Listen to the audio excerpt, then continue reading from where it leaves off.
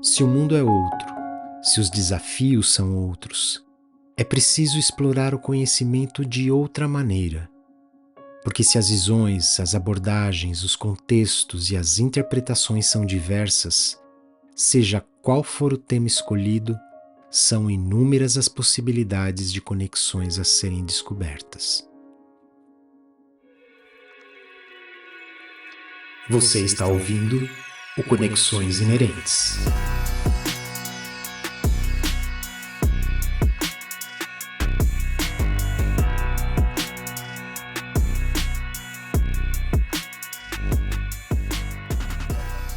Olá, pessoal, é um prazer enorme ter vocês com a gente para mais um episódio do Conexões Inerentes.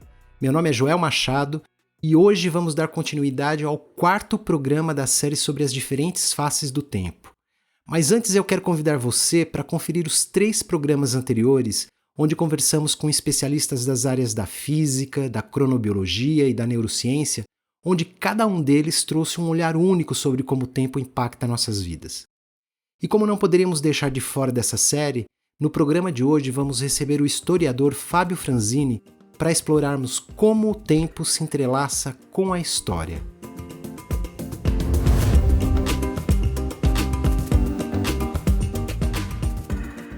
Você já parou para pensar, será que o tempo na história é apenas um eixo cronológico ou algo mais profundo e estruturante em jogo? Como a nossa percepção do tempo molda a maneira como interpretamos eventos passados e entendemos as transformações sociais e culturais? Será que a maneira como as civilizações percebem o tempo tem um papel na forma como elas contam e registram a história? E será que o tempo pode ser instrumentalizado para fins políticos? Para nos ajudar a explorar essas e várias outras questões, a gente recebe hoje no Conexões Inerentes o historiador Fábio Franzini. O Fábio, pessoal, é graduado em História, com mestrado e doutorado em História Social pela USP, realizou seu pós-doutorado na Universidade Federal Fluminense e atualmente é professor do Departamento de História da Universidade Federal de São Paulo, onde estuda temas como teoria da história, historiografia brasileira, história intelectual e das ideias, além da história do livro, da edição e da leitura. Seja muito bem-vindo, Fábio. Quero super agradecer pela sua presença. É uma alegria ter você aqui para essa conversa sobre tempo e história, para a gente entender melhor, as camadas desse assunto que, tenho certeza, vai despertar muitas reflexões e ideias em todos nós. Olá, ouvintes do podcast Conexões Inerentes. Eu sou o Fábio Franzini e é um prazer estar aqui com vocês para debater esse tema tão interessante e importante que é o tempo, particularmente da perspectiva do historiador. Muito obrigado pelo convite, pela gentileza e tenho certeza que esse debate vai ser ótimo. E para nos acompanhar nessa conversa, vamos contar também com a participação da Joana Rodrigues, jornalista e professora de literatura da Unifesp, que vai conduzir comigo essa conversa com o Fábio. Então é isso, pessoal. Prontos para embarcarmos nesse bate-papo?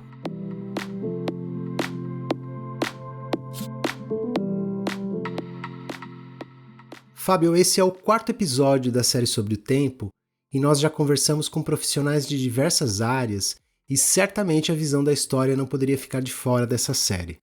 É certo que quando a gente menciona a palavra história, muitas pessoas associam esse termo a algo que já passou, a algo antigo e que não diz respeito ao momento presente.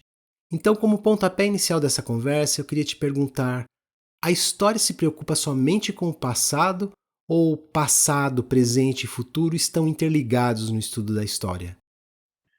Bom, essa é uma ótima pergunta para a gente começar esse nosso debate, nossa conversa, na verdade, Joel, Joana, porque efetivamente disso que se trata quando se fala em história, O senso comum tem essa associação imediata a ponto de algumas pessoas, ou não poucas pessoas, correrem a uma frase que já virou até senso comum, de que quem vive de passado é museu, quem gosta de história se apega a coisas que não nos dizem respeito, que já passaram, que já aconteceram, e, na verdade, essa é uma concepção bastante equivocada, porque falar de história é, antes de mais nada, falar sobre o tempo, e não especificamente sobre o passado.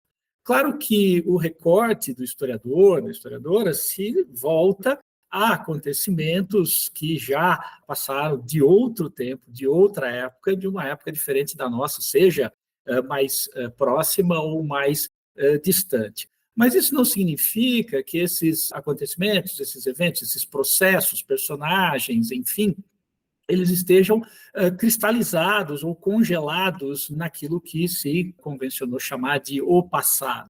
Muito pelo contrário. A grande razão de ser da história, do estudo da história, é justamente perceber as conexões ao longo do tempo. Como é que o passado, o presente e também o futuro podem, de alguma maneira, se conectar ou se interligar.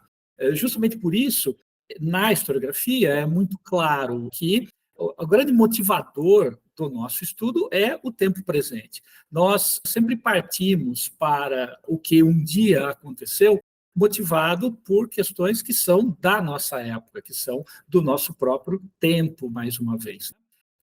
Tanto é assim que um famoso historiador francês, uma grande referência para a historiografia do século XX, foi o Marc Bloch, chamou, definiu, né, a história como a ciência dos homens no tempo, justamente. Né? O tempo é a matéria-prima da história, muito mais do que uma divisão rígida, compartimentalizada entre temporalidades que poderíamos chamar assim, né, passado, presente e futuro.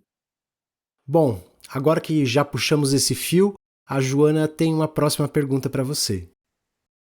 Então, ao longo dos séculos, as sociedades desenvolveram formas únicas de entender e organizar o tempo. Então, como historiador, como você percebe que essas diferentes percepções do tempo influenciaram a evolução das sociedades ao longo da história? A pergunta é muito boa, Joana, porque nos permite colocar de saída, né, um aspecto importante, que, embora o tempo seja um elemento constituinte de toda a sociedade, de todo grupo social, nem toda a sociedade, nem todo grupo social lida com o tempo da mesma maneira. Seria um equívoco muito grande pensar que toda a sociedade existente hoje se orienta pelo tempo do relógio, como a nossa. Pelo contrário, há sociedades que preservam as suas tradições, que se orientam por uma outra maneira de lidar com a passagem do tempo, e disso justamente é que se formulam, né, as crenças, as tradições, os hábitos, as práticas específicas a cada uma delas. Claro que, do nosso ponto de vista, lidar com o tempo formula uma maneira específica de ver o mundo, que passa, inclusive, por algo que sabemos, acho que todos bem, com essa aceleração da vida, por esse ritmo cada vez mais intenso, em que parece que as 24 horas de um dia não nos dão conta, né, de fazer tudo o que temos de fazer, mas isso é uma característica específica das sociedades complexas, urbanizadas, industrializadas. Outras sociedades não lidam com isso necessariamente. E isso também é algo bastante recente na história da humanidade. Essa maneira de lidar com o tempo é algo que se constrói da Revolução Industrial para cá, ou seja, do século XVIII, XIX para cá, tendo se intensificado amplamente do final do século XX para cá. Se a gente pensar numa sociedade tradicional, né, numa sociedade, enfim, indígena, nós não vamos encontrar essa mesma forma de lidar, né, com o tempo. A própria ideia de separação entre passado, presente e futuro não faz necessariamente parte dessa maneira de lidar com a realidade. Se a gente pensar num nome que é bastante conhecido hoje, creio que não é estranho a maior parte das pessoas que estão nos ouvindo, que é o Ailton Krenak, que entrou recentemente, inclusive, para a Academia Brasileira de Letras.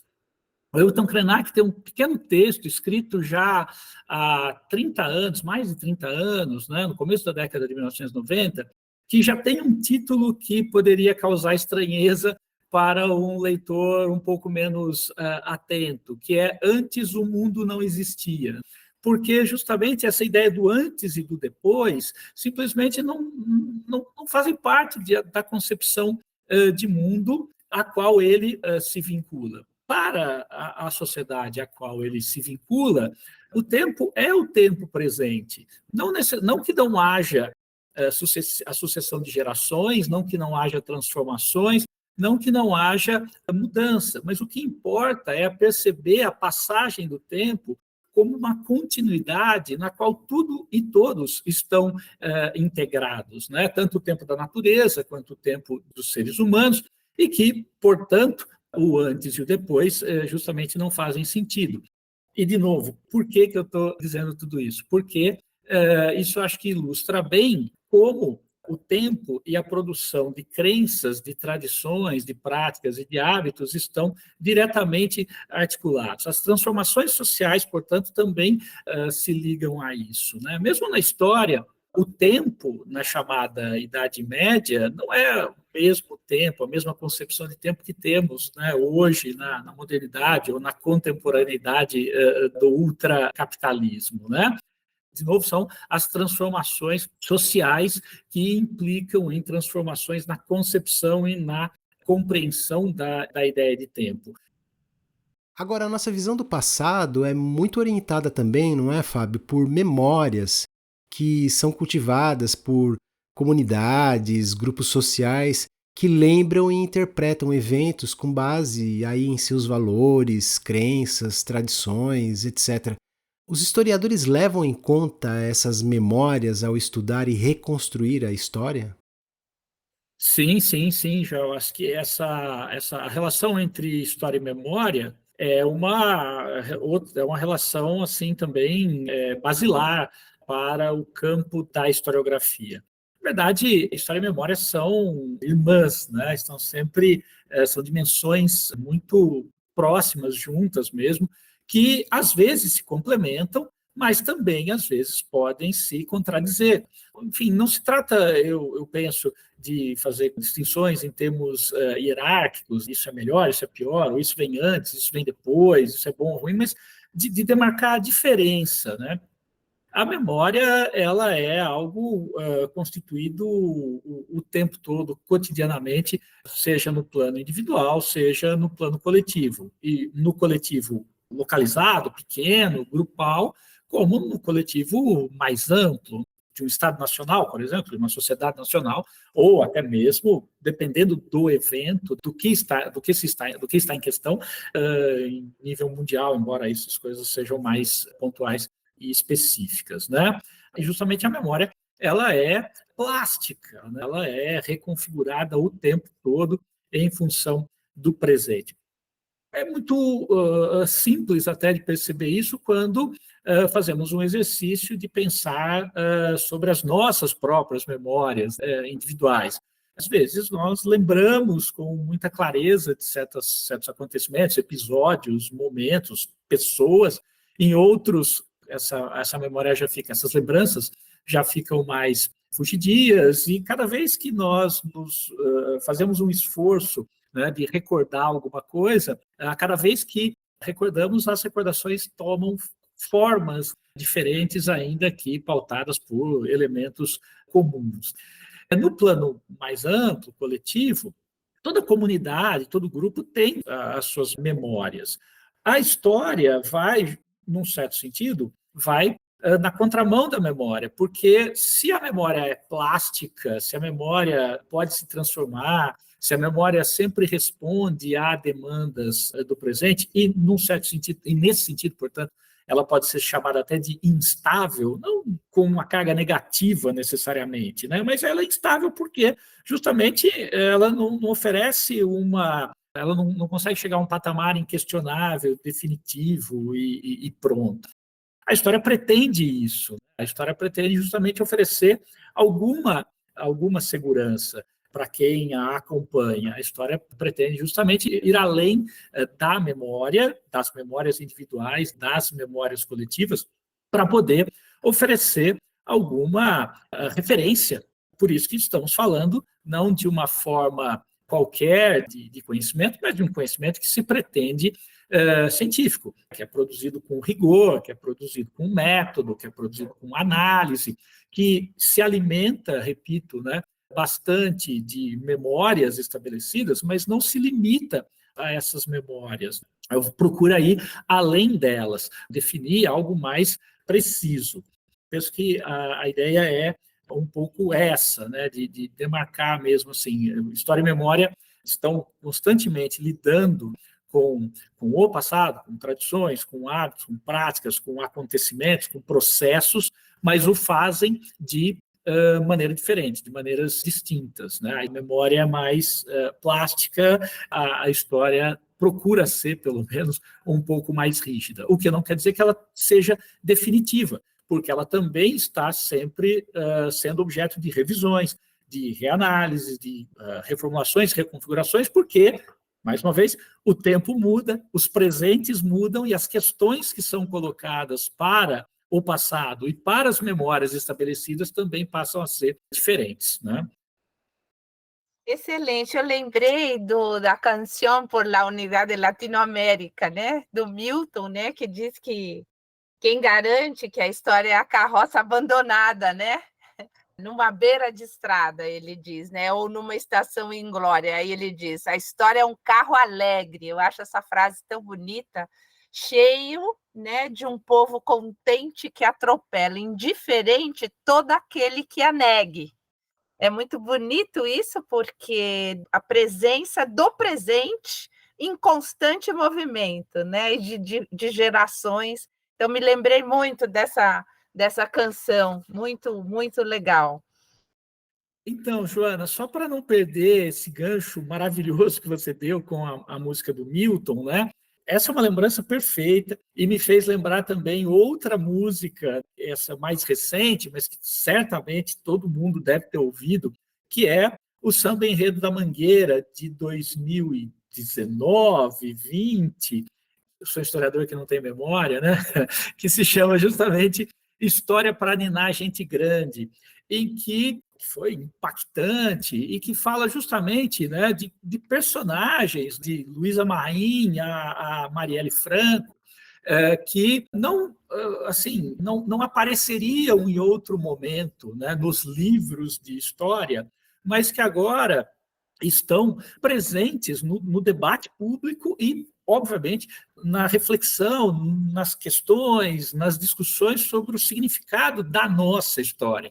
E eu estou falando isso, fazendo essa junção, aproveitando sua deixa, né, Joana, mais uma vez, porque acho que tanto na música do Milton, quanto nesse samba, quanto, enfim, tantas outras referências que a gente pode encontrar por aí, né, da música, da literatura, da cultura em geral, nós observamos um movimento crucial aqui. Eu até aproveito para, inclusive, até deixar um pouco mais clara a minha resposta anterior em relação à relação da história da memória, né? Porque por muito tempo também a história escrita com H maiúsculo, ela foi escrita, é um clássico essa frase também, né? A história é escrita pelos vencedores, porque, enfim, tinha algum poder, alguma posição de dominação na sociedade, que ao fazê-lo, né, ao escrever essa história, a construção dos Estados Nacionais no século XIX, durante boa parte do século XX, e com ecos ainda hoje, passa por isso, né? Passa por construir uma história, ao se sobrepor às diferentes memórias e às diferentes histórias específicas, vai dar peso e valor a um determinado grupo, a um determinado perfil social, que é o dos dominantes sempre. Felizmente, isso, ao longo do século XX, mudou bastante. E hoje, quando eu digo hoje, eu estou pensando do fim do meados do século XX para cá, no campo específico da história, já historiadores e historiadoras estão muito atentos a isso. Ainda que o papel da historiografia seja, de fato, e em larga medida, ir contra as memórias estabelecidas, isso não significa negar essas memórias, muito menos negar os grupos que foram, de certa maneira, poderíamos dizer, vencidos pelo processo conduzido por um ou outro grupo social específico, por aqueles que dominam, que são hegemônicos na nossa sociedade. Então, quando o Milton canta, né, que a história é um trem alegre, com gente festiva, ele está pensando justamente numa integração de diferentes personagens, diferentes grupos sociais, e a unidade latino-americana não é casual, não é casual de maneira alguma, né? De pensar, então, em incorporar a história com H maiúsculo, gente que durante muito tempo foi excluída dessa mesma história.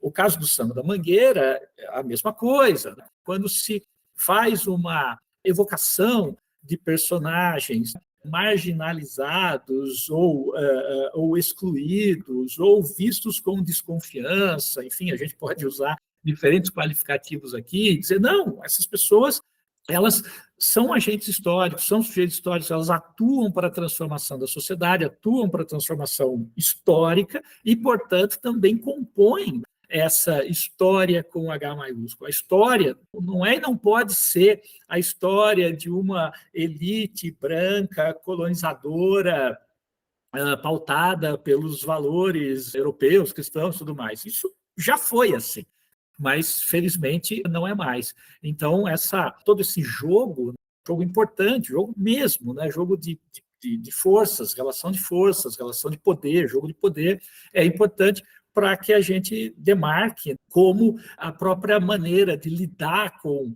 o passado se transforma à luz das transformações do presente e das reivindicações do presente.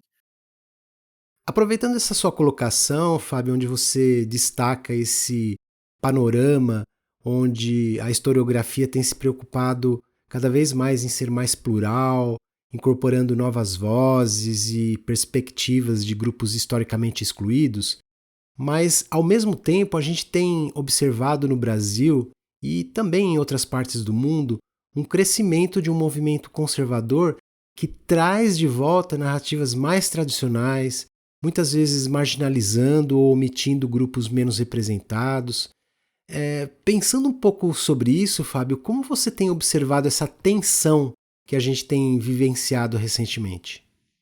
Então, não é à toa que nós temos assistido nos últimos anos, também no campo da história, das disputas pelo passado, um movimento de reação muito forte, de retorno do conservadorismo, de uma afirmação de uma história, de valorizar o passado da monarquia, por exemplo, de valorizar a tradição legada pelos descobridores ou pelos conquistadores portugueses, porque essa reação ela não é gratuita. Claro, ela se liga ao momento político do país, sem dúvida alguma, mas ela também responde a uma abertura da historiografia para outros passados, que não apenas aqueles que, enfim, durante séculos foram hegemônicos, né? Preciso dizer isso, né? Quando uma empresa, né, porque é disso que se trata, uma empresa como a Brasil Paralelo produz documentários e conteúdos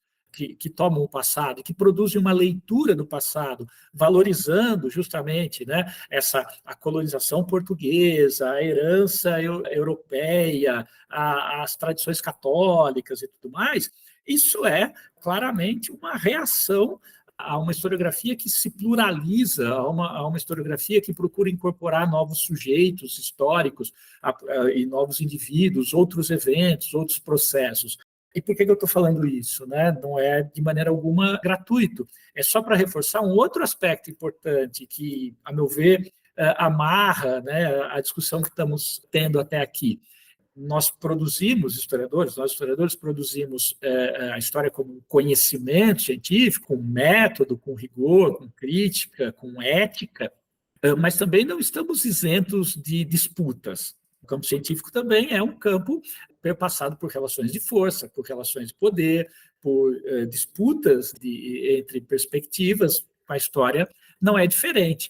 E acrescente-se a isso o fato de que a história, de alguma maneira, repercute socialmente, não que as outras ciências, óbvio que não é disso que se trata, mas repercute socialmente no sentido dos discursos políticos. E isso faz com que estejamos vivendo aí, como temos visto nos últimos tempos, também bastantes ataques, né, àquilo que nós fazemos. Eu só não queria deixar escapar isso.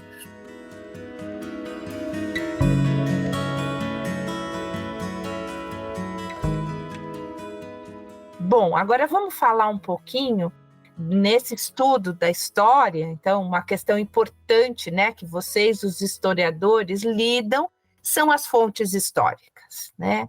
Essas fontes são elementos fundamentais para entender como o conhecimento histórico é construído, como você vem falando ao longo aqui, né, dessa nossa conversa. Nesse sentido, você poderia dar alguns exemplos, né, de tipos de fontes históricas e também abordar um pouco sobre como os historiadores processam essa análise das fontes históricas para reconstruir o tempo passado?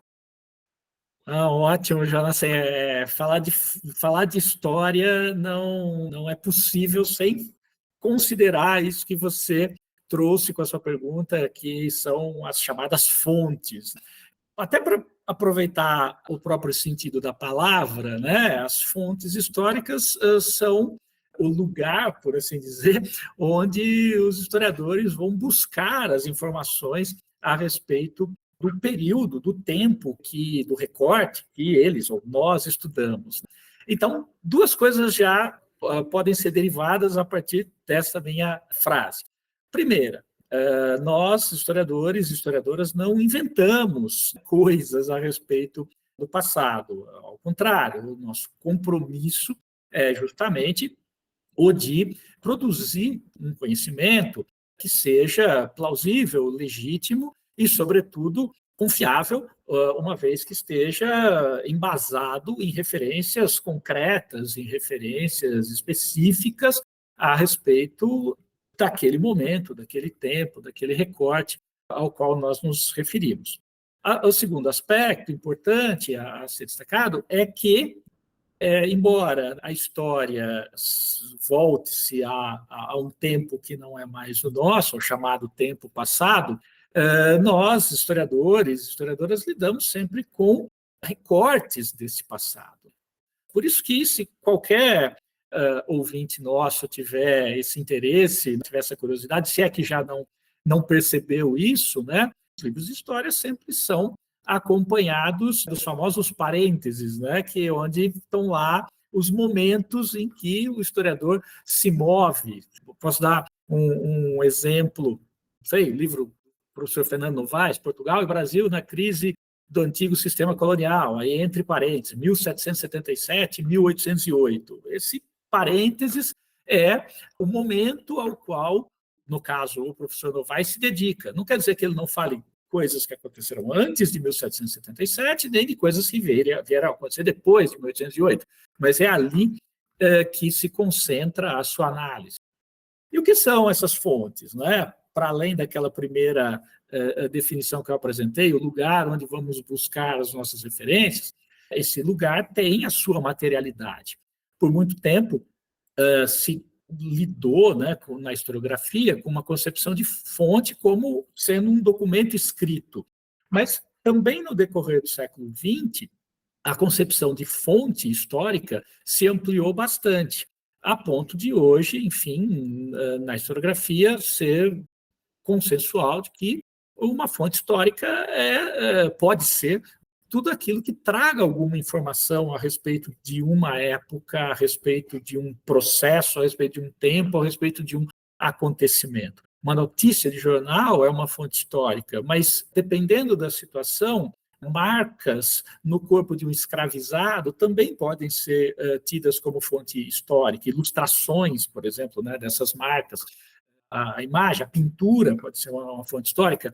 Registros materiais, fragmentos cerâmicos, por exemplo, pensando na antiguidade, em que o registro escrito era muito limitado, e até mesmo, quando eu digo até mesmo, não é menosprezando, mas, ao contrário, enfatizando, a memória sobre a qual nós falávamos ainda há pouco. Uma das vertentes da historiografia contemporânea bastante forte é a chamada história oral, que visa justamente a produzir ou coletar relatos, entrevistas, depoimentos de pessoas que possam ser informativos, ilustrativos, elucidativos de determinadas situações, determinados momentos, determinados acontecimentos. Nada disso entra em contradição entre si, muito pelo contrário, elas são, em geral, complementares. Quanto mais fontes, pelo menos em tese, quanto mais fontes estiverem disponíveis a respeito de um determinado processo histórico, de um determinado momento, de um determinado acontecimento, mais referências o historiador terá para produzir a sua análise. Pegando um gancho aí nessa sua última fala, Fábio, esse trabalho de analisar as fontes deve vir acompanhado também de uma abordagem crítica importante, não é? Além de um elemento ético para garantir aí uma interpretação que seja o mais fiel possível à verdade.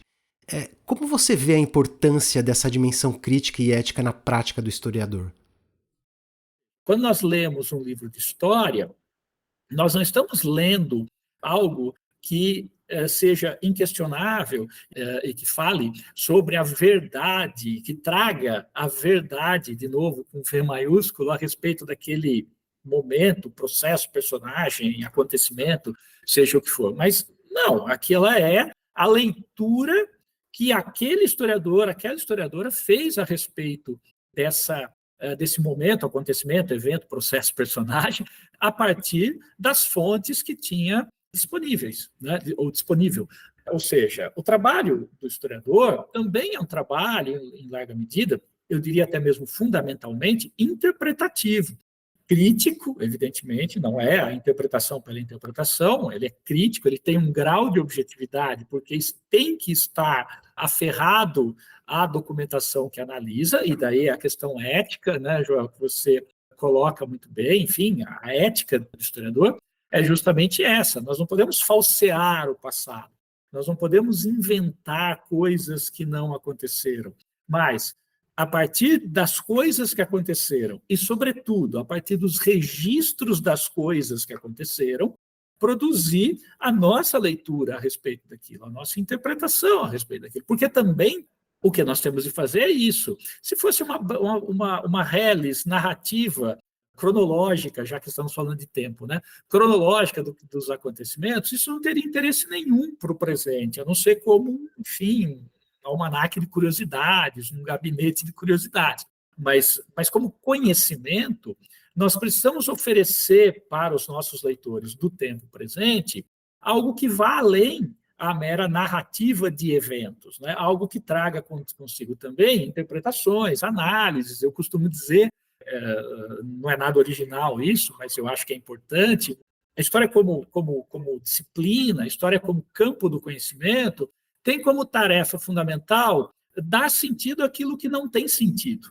É olhar para acontecimentos do passado que são díspares, que são complexos, que são contraditórios muitas vezes, que não é apenas progressivo, mas que também contempla vários elementos que poderiam ser vistos como elementos, entre aspas, de atraso, e falar assim, bom, o que eu faço com tudo isso agora, né? Como eu conto essa história? Como eu interpreto esse momento específico do passado? É isso que nós, historiadores, fazemos, né? É isso que eu quero dizer quando me refiro a dar sentido àquilo que não tem sentido. Dessa forma é que as coisas se articulam. Tem uma dimensão objetiva, inescapável, tem uma dimensão subjetiva, inescapável, tem uma dimensão que é material, concreta, tem uma dimensão que é imaginativa, projetiva, porque você tem que pensar como foi, né? Tem que idealizar aquele momento, e tem, sobretudo, uma dimensão ética, né? Que enfatizar essa dimensão, que a pergunta é perfeita, mais uma vez, né, João? Essa dimensão ética que nós não podemos perder de vista aquilo que o passado nos diz. Não quer dizer que a nossa interpretação vai ser necessariamente perfeita e impecável. Ao contrário, é para isso que continuamos no campo da ciência. O debate, né, existe para isso, porque se fosse assim, se nós fôssemos historiadores, né, capazes de escrever sobre a verdade, aquilo que realmente aconteceu, né, falar a verdade, bastaria um livro de história sobre qualquer assunto, né? Você escreve um livro, você falou a verdade, acabou. Mas não é assim. Trazendo agora o tempo para dentro da política, Fábio, você acredita que o tempo no contexto da história pode ser manipulado e usado como instrumento para objetivos políticos? Você teria alguns exemplos em que o tempo foi instrumentalizado para servir aí a interesses de determinados grupos? Sim, sim, João. O tempo é outro elemento fundamental nos discursos políticos. São coisas indissociáveis, na verdade, né? A história e a política, elas estão ligadas de mãos dadas, exatamente. Eu disse lá atrás, né, da relação entre história e memória, que elas são irmãs. História e política também são, se não forem irmãs propriamente dita, certamente são primas, primas muito, muito próximas. E, de fato, assim, a instrumentalização do tempo é um componente fundamental, eu arriscaria dizer, grosso modo, de todo o discurso político, à esquerda e à direita. E essa instrumentalização, ela pode ser tanto legítima, no sentido de renovar tradições, promover mobilizações, enfim, para dar um exemplo também que todo mundo conhece, as celebrações, né, as efemérides, comemorações de datas redondas, sei lá, do bicentenário da independência, né, que celebramos há 2 anos, há coisas mais específicas, enfim, por exemplo, os 60 anos do golpe militar de 64, esse ano, ou, enfim, aniversário de uma revolução ou de um líder revolucionário. Toda vez que nós retomamos ou pegamos como mote algo assim, o tempo é um elemento fundamental. Ainda que isso não esteja explicitado. Enfim, por que discutir a independência 200 anos depois? É claro que é uma pergunta retórica, nós sabemos por quê. Porque é algo que nos diz respeito hoje e que nos faz olhar, a partir de hoje, para o que aconteceu 200 anos atrás, com os nossos olhos e com as nossas questões. Mas isso ele pode se dar no nível do debate acadêmico, do debate crítico, e pode se dar, como se dá efetivamente, no nível do debate político. Uma das grandes polêmicas que houve, né, por ocasião do bicentenário da independência, foi aquela história de trazer o coração de Dom Pedro para os festejos, né? Cara do Joel, né? Ora, isso é uma clara instrumentalização política de um evento passado, né, ressignificado no presente. Tudo isso é para dizer, né, para tentar ser objetivo, que sim, que o tempo é um elemento fundamental e que ele é mobilizado justamente não apenas, né, pelos historiadores e pelas historiadoras, ou enfim, por cientistas de maneira geral, por pensadores intelectuais de maneira geral, mas também no plano do dia a dia, tá? E da política em especial, porque ele é um elemento fundamental no jogo da política. A mobilização do tempo possibilita a promoção desde laços de identidade, né, de pertencimento, até o incentivo, o estímulo à ação, a mobilização de atos em torno de uma causa, em torno de um líder, em torno de um projeto político. E, de novo, eu não estou fazendo nenhum juízo de valor aqui. Estou dizendo que essas coisas são constantes, são inerentes, né? A mobilização do tempo é algo inerente ao discurso histórico e também ao discurso político. A questão é, especificamente, analisar o que cada uma dessas mobilizações significa. E aí sim a gente parte para outro debate. Esse assunto é muito interessante mesmo, Fábio, e sem dúvida valeria ir mais a fundo nessa questão numa próxima oportunidade. Infelizmente, a gente já está caminhando para o final, mas eu tenho uma última pergunta para você aproveitar e concluir essa nossa conversa. Considerando todas as reflexões que você trouxe, Fábio, a história pode realmente nos ajudar a navegar melhor pelos desafios que a gente tem enfrentado no presente e projetar um futuro mais sustentável e promissor? Perfeito, João. Mais uma vez, mais uma pergunta ótima de vocês, porque me permite, acredito, retomar aquilo que eu espero seja o fio condutor de toda essa nossa conversa, né? Que, enfim, falar de história é falar de tempo, não só de passado, né? Foi assim que nós começamos a conversa. Portanto, pensar sobre a história pensar sobre aquilo que a história produz, pensar sobre o conhecimento histórico, incorporar efetivamente o conhecimento histórico, a reflexão sobre a realidade, é uma maneira de pensar sobre o tempo, é uma maneira de fazer a crítica do tempo presente, do nosso próprio tempo, portanto, é uma maneira de perceber o passado não como algo cristalizado, não como algo que já passou, né, e que, portanto, é ultrapassado, como algo superado, mas como algo que ainda pode nos informar. E, de novo, não para aprendermos lições, para sermos melhores, o que quer que seja, mas para tentar entender como é que nós chegamos até aqui, né? Como é que nós chegamos aonde chegamos, o que ficou para trás nesse percurso, o que foi silenciado nesse percurso, o que foi valorizado e o que pode ser transformado em nosso próprio presente. Claro, o horizonte está aí, né? O horizonte é o horizonte do futuro, é o daqui para frente. De novo, perspectiva integrada, né? Pensar, de novo, a história não como estudo do passado, mas sim como um estudo fundamentado na relação temporal, na relação entre passado e presente, com a perspectiva do futuro pairando sobre nós, me parece ser uma mudança extremamente positiva. Mudar para isso, né? Conseguir pensar dessa maneira, parece ser uma atitude fundamental para lidarmos com a história, com esse campo de conhecimento chamado história, de uma maneira mais efetiva, de uma maneira mais eficaz, de uma maneira mais crítica, socialmente falando, né? De uma maneira, inclusive, mais divertida até, né? Não divertida de uma maneira boba, banal, aleatória, mas divertida no sentido de entender de fato do que é que nós estamos falando quando falamos de história. Quando nós falamos de história, nós estamos falando fundamentalmente do presente, ainda que o nosso ponto de apoio, ainda que o nosso elemento de reflexão venha de um tempo que não seja mais o nosso. Inclusive, porque também, né, não é só necessariamente de passado que a história fala, né? Uma das vertentes da historiografia atual é a historiografia do tempo presente. O presente não é só o momento que vivemos, né? O presente também tem uma duração, o presente também tem que ser entendido em perspectiva temporal. Acho que a melhor síntese ou finalização, que assim seja, para essa nossa conversa, que eu espero se desdobre em muitas outras, né? Pensar que falar de tempo é falar de movimento, é falar de transformação.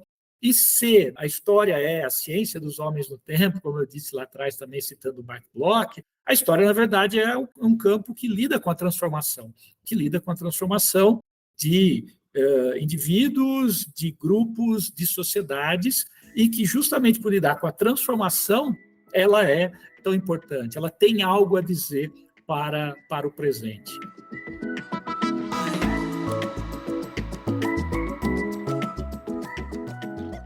Perfeito, Fábio. E finalizamos então com essa ideia linda do tempo como movimento, como transformação, matéria-prima da história. Excelente. Mas para a gente fechar essa conversa, eu sei que você trouxe algumas dicas de livros para indicar para os nossos ouvintes, então eu tô super curioso para saber quais são. Um livro que eu acho que é bastante sedutor, muito gostoso de se ler, mas ao mesmo tempo bastante sólido e nada gratuito, é o livro de um autor que acho que agora a moda já passou um pouco, mas foi bastante falado e comentado há não muito tempo, que é o Bauman, que morreu também recentemente, e é autor de vasta obra, conhecido por aquela ideia da sociedade líquida, das relações líquidas e tudo mais, mas esse livro em específico, né, o Retrotopia, é um livro excelente para discutir o quanto e por que nós, como indivíduos e sociedades, nos apegamos tanto ao passado. É bastante interessante, muito legal, muito fácil de ser lido e bastante enriquecedor. Outro livro que é, para mim, demais, assim, que quem se interessar vai gostar muito de ler, é este aqui, do Nicolau Shevchenko, historiador, precocemente falecido, mas que tem uma obra importantíssima, né, para a historiografia brasileira. E este, em específico, chamado A Corrida para o Século XXI, no Loop da Montanha-Russa, é brilhante, porque ele descreve justamente como a nossa sociedade contemporânea, urbana industrial e, sobretudo, tecnologizada, promove uma constante aceleração do tempo e, por extensão, uma constante transformação das percepções, né, da vida social e da relação temporal, inclusive da relação entre das temporalidades passado, presente e futuro. Um livro também brilhante, escrito já pensado para um público amplo, para um público não necessariamente especializado em história, mas que se interessa por isso, então vale muito a pena, né, ler. Outro livro também facílimo de ler, aqueles livros que você pega e não consegue largar, né, cheio de exemplos, principalmente da cultura pop, com muitas imagens e referências, inclusive de produções artísticas, cinematográficas, literárias. Acho que quem está em busca disso vai encontrar no livro do Nicolau.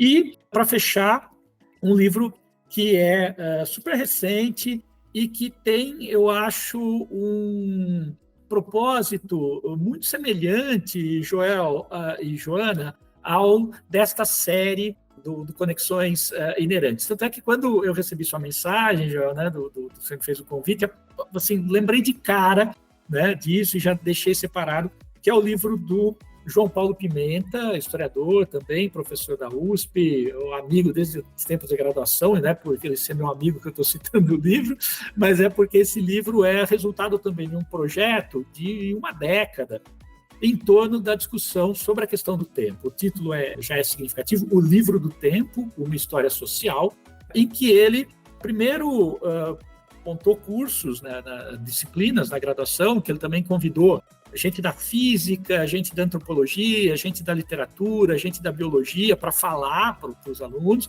e a partir das referências que foi coletando, das conversas com esses colegas, escreveu esse trabalho que procura ser justamente um grande panorama a respeito das diferentes relações com o tempo. Então, eu acho que essas três indicações, né, repetindo, Retrotopia, do Zygmunt Bauman, A Corrida para o Século XXI, do Nicolau Shevchenko, e O Livro do Tempo, uma história social, do João Paulo Pimenta, são obras que toda pessoa que estiver nos ouvindo vai aproveitar bastante, vai se aprofundar por diferentes frentes nessa nossa temática, tanto da conversa de hoje, quanto acho que da série toda do podcast.